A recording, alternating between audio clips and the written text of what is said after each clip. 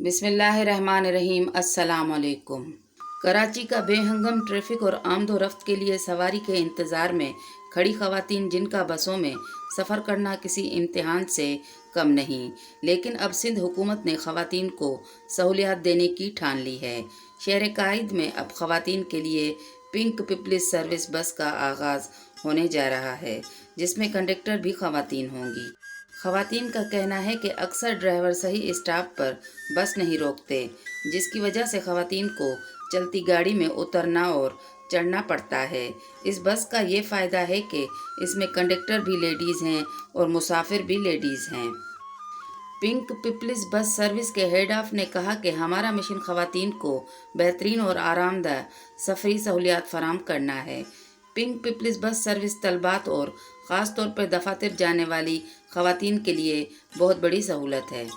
सूबाई वज़ीर ट्रांसपोर्ट शर्जील इनाम मेमन ने इफ्तिताई तकरीब से खिताब में कहा कि पिंक बस में इब्तदाई 7 रोज़ तक ख़वातीन को मुफ्त सफ़र की सहूलत फराहम की जाएगी।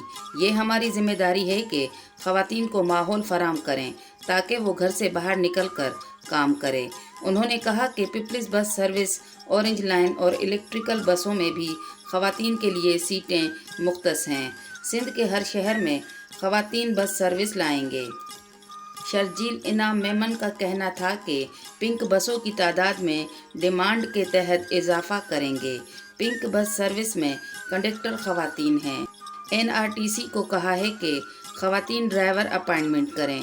महंगाई के दौर में सस्ती बस सर्विस की सहूलत फराहम कर रहे हैं। कराची पाकिस्तान का पहला शहर है जहां EV बसें चल रही हैं।